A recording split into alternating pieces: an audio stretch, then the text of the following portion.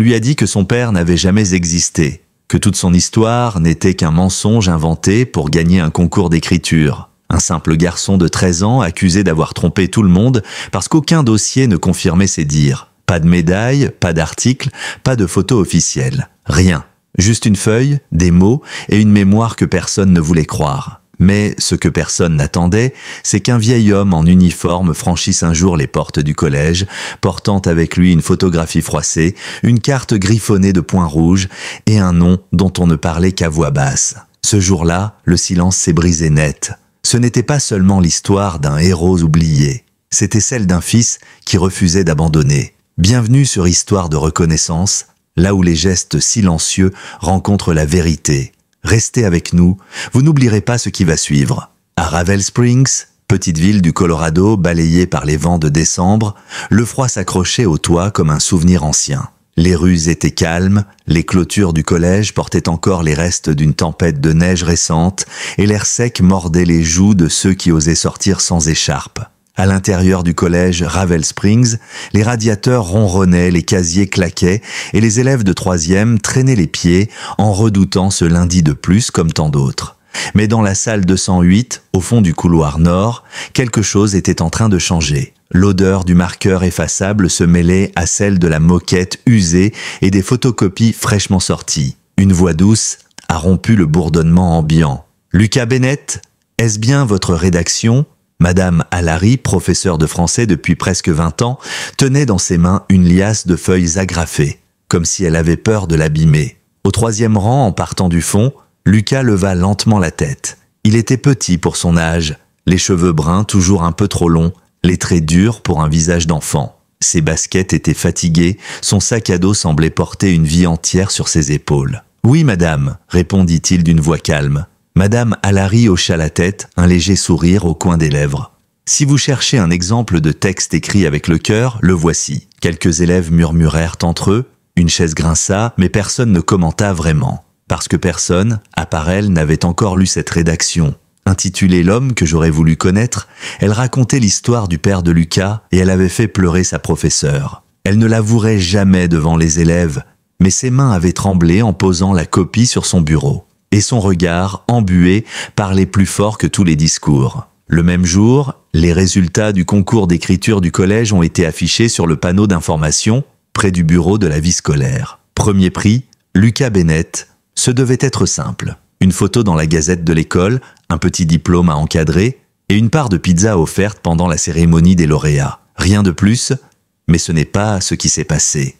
3 jours plus tard, Lucas a été convoqué au bureau de la directrice adjointe.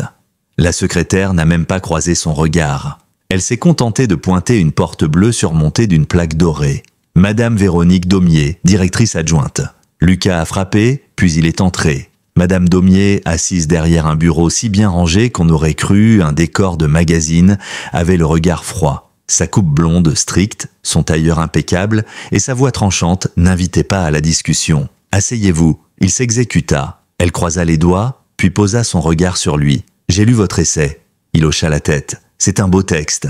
Mais nous avons un problème. » Lucas ne bougea pas. « Nous n'avons trouvé aucune preuve que votre père a servi dans l'armée.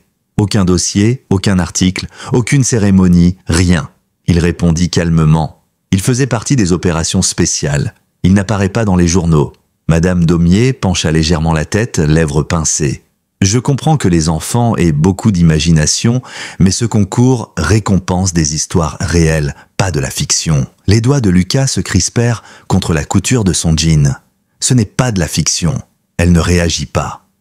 Alors, prouvez-le. Il inspira. J'ai une lettre, envoyée à ma mère par l'un de ses compagnons. Madame Daumier haussa un sourcil. Et cette lettre, vous l'avez ? Oui, madame. Apportez-la moi. Elle fit un geste vague de la main, comme si elle chassait une poussière gênante. Entretien terminé. Ce soir-là, Lucas était assis à la table de la cuisine. Devant lui, une feuille jaunie, le papier fragile, l'encre un peu pâlie, la signature, à peine lisible, MG, première reconnaissance. Merci pour le sacrifice de votre mari. Sa mère, Maude, se tenait derrière lui, bras croisés, l'air usé par une trop longue journée. « Tu n'es pas obligé de faire ça » dit-elle doucement. Il ne leva pas les yeux. « Il pense que j'ai tout inventé ?» Elle soupira. « On aurait peut-être dû en dire plus. On m'a demandé de me taire après les funérailles. Les hommes qui sont venus ce jour-là, ils ont dit que sa mission resterait confidentielle. Lucas caressa le coin de la lettre du bout des doigts. « Pas pour toujours », murmura-t-il. Le lendemain, ils sont entrés ensemble dans l'établissement. Maud portait encore sa blouse d'infirmière sous son manteau.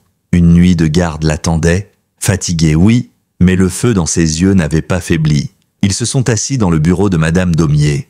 La lettre a été posée sur la table avec précaution. La directrice l'a saisie du bout des doigts, comme si elle pouvait laisser une trace. « C'est touchant », dit-elle, « mais ce n'est pas suffisant. N'importe qui peut écrire ça. » La bouche de Lucas s'entr'ouvrit. Rien ne sortit. Maud se pencha en avant. « C'est tout ce qu'on nous a laissé.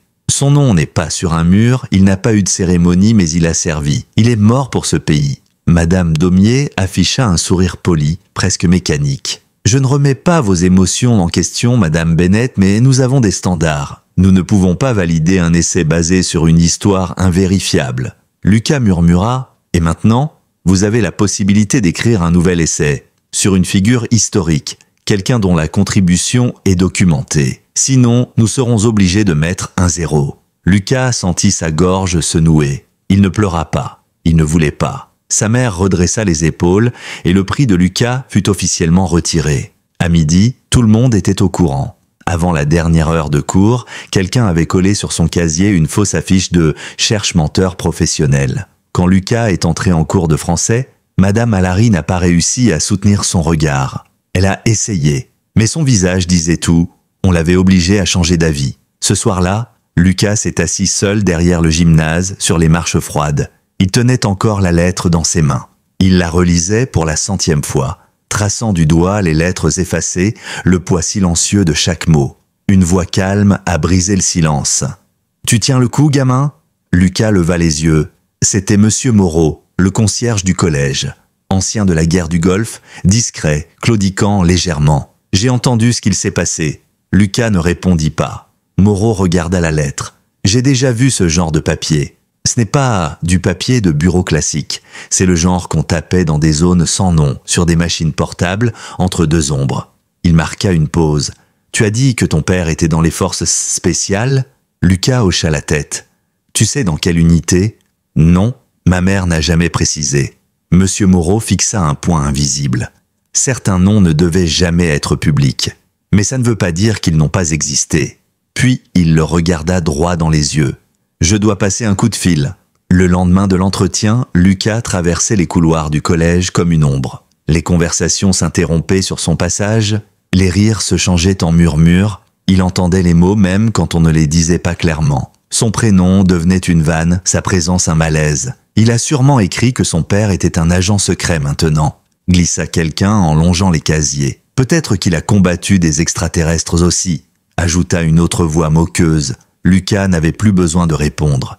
Il marchait, tête baissée, silencieux, comme s'il foulait un champ de bataille invisible, seul soldat encore debout. À la pause déjeuner, sa place habituelle, tout au bout de la table, était occupée. Il resta planté là quelques secondes, son plateau entre les mains, espérant qu'un camarade se décale. Personne ne bougea. « La prochaine fois, écris un texte sur la pizza de la cantine. Au moins, elle existe, elle », lança un élève hilar. Lucas se retourna, tremblant légèrement, et s'éloigna sans un mot. Il trouva une chaise isolée, près du local technique.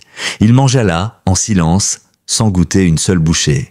La semaine continua ainsi. En cours d'histoire, le sujet portait sur les héros américains après les guerres du XXe siècle. Madame Lemoine, grande, rigide, les lunettes au bord du nez, arpentait la classe avec l'assurance d'un général. « Les vrais héros n'ont pas besoin de parler fort, » déclara-t-elle. « Ils n'ont pas besoin de reconnaissance. Leurs actes parlent pour eux. » Elle s'arrêta net, ses yeux se posèrent brièvement sur Lucas. Et surtout, ils ne nécessitent pas d'hommages imaginaires de jeunes écrivains trop créatifs. La classe éclata de rire. Lucas resta figé. Son visage ne bougea pas. Mais quelque chose à l'intérieur de lui s'est fendu, un peu plus. Chez lui, l'ambiance n'était guère plus chaleureuse. Maud rentrait de ses longues gardes encore plus exténuée que d'habitude. Son corps avançait comme si chaque geste pesait une tonne. Après le dîner, elle restait assise à la table, une tasse ébréchée entre les mains, regardant le vide. Lucas s'approcha comme toujours, doucement, sans bruit. « Tu m'en veux ?» demanda-t-il. Elle secoua la tête. « Je m'en veux à moi » murmura-t-elle. Il attendit. Elle inspira. J'aurais dû t'en dire plus sur lui, sur ce qui s'est vraiment passé. J'ai pas besoin de preuves, répondit Lucas. Je me souviens. Elle leva les yeux, cernés, mais brillants.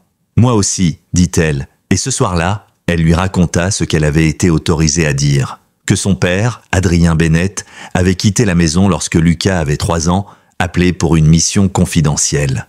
Qu'un an plus tard, 2 hommes en uniforme avaient frappé à leur porte. Pas de funérailles, pas de drapeau, juste une lettre pliée et un message. Son travail ne sera jamais public, mais il a rendu ce pays plus sûr. Voilà tout ce qu'elle avait. Mais Lucas se souvenait de plus. Il se souvenait de la façon dont son père le serrait dans ses bras. Toujours fort, toujours rassurant. De l'odeur de ses vêtements, mélange de sable, de métal et d'air brûlant. Du bruit du pendentif en métal sous sa chemise quand il s'agenouillait pour lui dire bonne nuit. Et des derniers mots, les tout derniers, avant qu'il ne passe cette porte pour ne plus jamais revenir. Quoi qu'il arrive, mon fils, je veillerai sur toi toujours. Reste droit. Il n'était qu'un petit garçon, mais ces mots-là, il ne l'avait jamais quitté. Une semaine plus tard, une convocation officielle fut envoyée à leur domicile. Entretien obligatoire, parents-enseignants. Objet, préoccupation persistante concernant l'intégrité académique de Lucas Bennett. La réunion eut lieu après la fin des cours. Les couloirs étaient déjà vides, les chauffages éteints. Dans une salle sans fenêtre, Lucas était assis à côté de sa mère qui gardait le dos droit malgré la fatigue. De l'autre côté de la table, Madame Daumier, un conseiller pédagogique, et un représentant du conseil d'administration. Le silence pesait comme une chape de béton. « Nous comprenons votre frustration », déclara le conseiller d'un ton neutre, presque robotique. « Ce n'est pas une punition, c'est une mesure de rectification. » Maud ne répondit pas. « Nous devons maintenir un cadre rigoureux », ajouta Madame Daumier. « Si nous acceptons une histoire non vérifiable, nous ouvrons la porte à toutes sortes d'inventions. Donc, vous pensez que j'ai tout inventé ?» demanda Lucas, la voix serrée. Un blanc s'installa. « Personne ne vous accuse de mentir sciemment », dit le conseiller. « Mais l'intention ne suffit pas. La vérité doit être démontrable. » Lucas inspira. « Donc, je suis puni pour avoir cru que mon père était réel. » Madame Daumier répondit sèchement. « Vous êtes tenu au même standard que les autres élèves. » Le représentant du conseil d'administration se racla la gorge. « Si un nouveau récit non vérifié est remis, des sanctions seront envisagées. Suspension possible d'1 semaine. » Sous la table, la main de Maud glissa vers celle de son fils. Sa poigne ferme, protectrice, disait tout ce que les mots ne pouvaient plus exprimer. Lucas ne pleura pas. Il acquiesça simplement, un hochement de tête muet mais déterminé. Ce qu'il ne savait pas, c'est qu'au même moment, dans les couloirs désertés, quelqu'un écoutait. Monsieur Moreau, le concierge, était resté en retrait près des vitrines atrophées. Il ne comptait pas espionner, mais certaines vérités doivent être entendues. Il vit Lucas sortir de la salle tête baissée, suivi de Maud. Ils ne le remarquèrent pas, mais lui, il les vit. Et quelque chose d'enfoui au fond de lui, sous des années de routine et de silence, se réveilla doucement. Cette nuit-là, après le départ du dernier surveillant, alors que le bâtiment sombrait dans l'obscurité, Monsieur Moreau entra dans son petit bureau d'entretien. Il ouvrit une armoire que personne n'avait touchée depuis des années. Derrière les ampoules de secours et les boîtes de ruban ne pas utilisées, il trouva une vieille boîte en fer cabossée, rouillée sur les coins. Il l'ouvrit lentement. À l'intérieur, des noms, des numéros, des surnoms codés, certains barrés, d'autres encerclés, des contacts qu'il n'avait pas appelés depuis des décennies. Il sortit un vieux téléphone à clapet, toujours en état. Il composa un numéro qu'il n'avait jamais écrit nulle part, mais qu'il n'avait jamais oublié non plus. Une sonnerie, 2, puis une voix grave, reconnaissable. « Ouais ?» Monsieur Moreau prit une inspiration. « Tu as déjà entendu parler d'un gamin qui s'appelle Lucas Bennett ?» Silence. « Pourquoi ?» Parce qu'il a écrit un texte sur son père. Et son école lui a dit que cet homme n'a jamais existé. Nouveau silence, puis la voix reprit. Lente, plus sérieuse, le fils d'Adrien Bennett. Monsieur Moreau hocha la tête, même si personne ne le voyait. C'est bien lui. Il n'y eut plus de bruit. Juste une réponse, simple, lourde de sens. J'arrive. Le vendredi matin suivant, un manteau de neige fraîche recouvrait Ravel Springs. Le ciel était clair, les toits blancs scintillaient sous la lumière de l'aube. Au collège, l'odeur de bois ciré et de nervosité flottait dans l'air. C'était le jour de la cérémonie annuelle des Voix de l'inspiration, l'événement qui récompensait les meilleurs textes de l'année sous les projecteurs de l'auditorium. Les rangées de chaises métalliques étaient pleines. Les professeurs se tenaient debout, les élèves bavardaient en attendant le début. Sur la scène, un pupitre, quelques banderoles aux couleurs de l'école et un micro fatigué qui grésillait par intermittence. Assises au premier rang, une poignée d'élèves tenaient fièrement leurs copies imprimées. Ils chuchotaient, riaient doucement, jouant avec leurs manches ou ajustant leur col. Mais Lucas, lui, n'était pas là. Il s'était assis tout au fond de la salle, près de la sortie de secours, son sweat gris tiré sur la tête, les épaules rentrées, les mains serrées dans les poches. Il avait glissé la lettre de son père dans la poche avant de son jean. Sa mère lui avait proposé de rester à la maison, de faire un mot d'absence, mais Lucas avait dit non. Il voulait être là, même si personne ne voulait de lui. Madame Daumier monta sur scène, son sourire aussi crispé que ses feuilles de discours. Elle tapota le micro. « Bonjour à toutes et tous, chers élèves, chers collègues, chers invités. Aujourd'hui, nous célébrons la voix de jeunes écrivains, ceux qui trouvent l'inspiration dans leur entourage et qui transforment l'admiration en mots. » Applaudissements polis. Lucas regardait ses chaussures. « Cette année encore, les contributions ont été nombreuses et poignantes, » poursuivit-elle. Elle lut la liste des mentions honorables, appelant un à un les lauréats. À chaque nom, les applaudissements redoublaient. Chaque sourire sur scène était un rêve que Lucas avait lui aussi effleuré, avant qu'on ne le lui arrache. Puis elle tourna la dernière page de son discours. Et enfin, notre premier prix cette année. Les portes au fond de l'auditorium s'ouvrirent avec un grincement long. Un souffle d'air glacial parcourut les allées. Les têtes se retournèrent, les conversations cessèrent net. Un homme venait d'entrer. Grand, droit comme une lame, les cheveux argentés taillés courts, il portait un uniforme de cérémonie vert foncé, ses médailles alignées avec une précision militaire. Il ne parla pas, il ne demanda la parole à personne. Il descendit simplement l'allée centrale, ses bottes claquant sur le parquet, dans un silence absolu. Les élèves le suivaient des yeux, les professeurs étaient figés. Il monta les marches de la scène, ajusta lui-même le micro, puis d'une voix basse mais parfaitement audible, il parla. « Je m'appelle commandant Marc Vaillant, à la retraite. » Il marqua une pause. « J'ai servi ce pays pendant 33 ans, 5 missions sur plusieurs continents. J'ai lu des rapports d'intervention dans des bunkers à Paris et j'ai traîné mes frères blessés sur des terrains brûlés par la guerre. » Il balaya la salle du regard. « Et si je suis ici aujourd'hui, c'est parce que vous avez commis une erreur. » Un souffle d'étonnement traversa la pièce. Madame Daumier voulut intervenir, mais il leva la main. Calme, ferme. Définitif.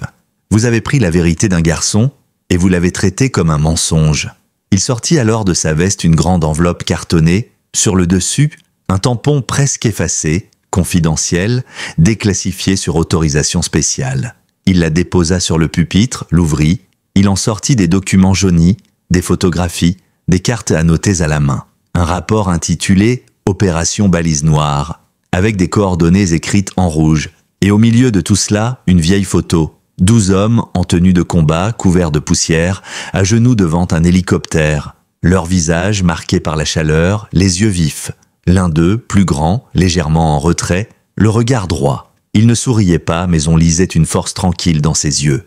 Commandant Vaillant leva la photo. « Cet homme, dit-il, c'était le capitaine Adrien Bennett. Il dirigeait cette mission en 2011 dans un territoire qu'aucune carte n'ose nommer. Nous étions encerclés, sans espoir. 13 d'entre nous sont revenus. Parce que lui ne l'a pas fait, la salle retenait son souffle. Il continua. Vous ne trouverez pas son nom dans les manuels. Il n'est pas dans les défilés. C'est le prix à payer pour les hommes comme lui. Ils opèrent dans l'ombre, ils tombent sans fanfare, et leur seul espoir, c'est que quelqu'un, quelque part, se souvienne. Puis il leva les yeux vers le fond de la salle, et ce garçon-là, assis tout au fond, c'est son fils. Les têtes se tournèrent. Lucas restait immobile, les poings serrés. Sa poitrine se soulevait lentement. Madame Daumier tenta de réagir, mais aucun son ne sortit. Commandant Vaillant descendit de l'estrade, chaque pas résonnait comme un coup de marteau. Il s'approcha lentement de Lucas et lui tendit la photo. « Ceci, dit-il doucement, t'appartient. » Lucas la prit à deux mains. Son visage restait fermé, mais ses yeux disaient tout. Le commandant se tourna de nouveau vers l'assemblée. « Vous avez rejeté son histoire. » Mais vous n'avez pas simplement rejeté un élève, vous avez effacé un héritage. Puis, sans crier, sans colère, il ajouta « Son père a sauvé ma vie. Ce garçon n'est pas un menteur, c'est un témoin. Et je resterai debout à ses côtés. » D'abord, ce fut Madame Alary qui se leva. Puis Monsieur Moreau, quelques parents, puis d'autres élèves. Quand la directrice principale s'est levée, la moitié de l'auditorium était déjà debout. Certains baissaient la tête, d'autres applaudissaient. Quelques-uns pleuraient discrètement, mais Lucas, lui, ne bougea pas. Il gardait la photo d'une main, la lettre de l'autre, les yeux rivés sur l'homme qui avait redonné un nom à son père. Le lundi suivant, le froid s'était accentué dehors, mais à l'intérieur de l'établissement, c'était un autre climat qui régnait. Un climat de silence, de gêne et de remords. Un message fut envoyé à toutes les familles, signé par l'administration. Nous souhaitons présenter publiquement nos excuses à Lucas Bennett et à sa famille. Une erreur de jugement a été commise. Son essai n'était pas seulement authentique, mais un hommage puissant à la vérité, au courage et au devoir silencieux. Le prix lui est réattribué. Son texte sera publié dans la revue académique du district et présenté lors du concours régional. À Lucas, à son père et à toutes les familles qui portent en silence le poids du service, nous sommes désolés. Et désormais, nous écoutons. Lucas tenait ce papier entre les mains, devant le bureau. Il tremblait légèrement. À ses côtés, Maude posa sa main sur son épaule. Elle ne souriait pas. Mais sa main disait tout, on y est arrivé. 2 jours plus tard, le collège organisa une courte assemblée, sans banderole ni musique, juste des chaises alignées, un micro et un garçon de 13 ans, au cœur lourd mais droit. Lorsqu'on appela son nom, il se leva, il avança lentement. Quelques applaudissements, puis d'autres. Certaines personnes se levèrent, mais Lucas ne cherchait pas les applaudissements.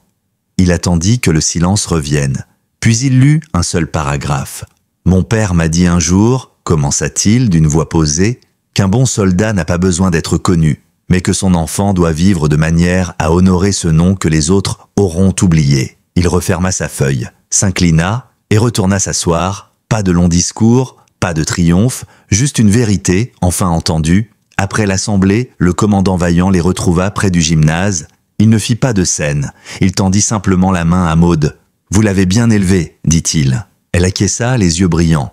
Puis, il se tourna vers Lucas. Pour la 2e fois, le garçon regarda un homme qui avait traversé la guerre et en portait encore les traces. Le commandant lui tendit une enveloppe. À l'intérieur, une photo, prise juste avant la mission. Adrien Bennett, casque à la main, radio à l'épaule, un mince sourire sur les lèvres. Derrière la photo, une phrase écrite à la main. « S'il m'arrive quelque chose, dis à mon fils que j'ai tenu ma promesse. » Lucas serra la photo contre lui. Le commandant recula, lui adressa un salut militaire. Puis, il repartit, sans un mot de plus. Les années passèrent, la neige revenait chaque hiver. Le temps emportait les souvenirs vers d'autres lieux. Mais dans une salle ordinaire du lycée de Ravel Springs, quelque chose avait changé. La salle 314, désormais classe d'histoire de M. Bennett, ne payait pas de mine. Tableaux usés, chaises dépareillées, chauffage capricieux. Et pourtant, en franchissant le seuil, on sentait quelque chose. Une sorte de respect silencieux. Celui qu'on trouve dans les lieux sacrés. Lucas Bennett était devenu un professeur calme, posé. Il ne parlait jamais de son passé comme d'une médaille, mais chacun de ses élèves repartait avec une idée plus profonde de ce que signifie le mot « courage ». Pas celui qu'on brandit, celui qu'on vit en silence. Au mur, derrière son bureau, un cadre abritait une photo en noir et blanc. 12 soldats, couverts de poussière, fatigués, vivants. Et au centre, Adrien Bennett. En dessous, une plaque en laiton. Tous les dossiers ne sont pas publics, mais la reconnaissance, elle, ne meurt jamais. Chaque 11 novembre, Lucas portait la même cravate. Bleu marine, une seule étoile argentée brodée. Il n'expliquait rien. Il n'en avait pas besoin. Un après-midi de novembre, une élève s'attarda après le cours. Elle s'approcha de son bureau. « Monsieur Bennett ? Mon grand-père est mort l'an dernier. Il a servi aussi. Mais personne ne parle jamais de lui. Juste des histoires. » Lucas s'adossa à sa chaise. Parfois, les histoires, c'est tout ce qu'il reste. Elle hocha la tête. Comment savoir si elles sont vraies ? Il sourit doucement. On ne sait pas toujours. Mais parfois, la vérité ne vit pas dans un fichier. Elle vit là. Il posa la main sur sa poitrine. Elle lui sourit, puis partit. Et Lucas se tourna à nouveau vers la photo au mur. Il ne dit rien. Mais si l'on regardait bien, on le voyait hocher doucement la tête. Ce soir-là, dans la lumière tamisée du bureau, alors que la ville sombrait dans le silence, un médaillon pendait près de la photo de son père, toujours poli, toujours sacré, et dans cette classe vide, on aurait presque pu l'entendre. Ce souffle discret d'un héritage encore vivant, encore debout. Vous pouvez oublier une histoire, mais si personne ne la raconte, l'histoire reste dans l'oubli à jamais. Abonnez-vous à notre chaîne, là où la justice est honorée, la bonté célébrée et où aucun acte de courage discret n'est jamais oublié.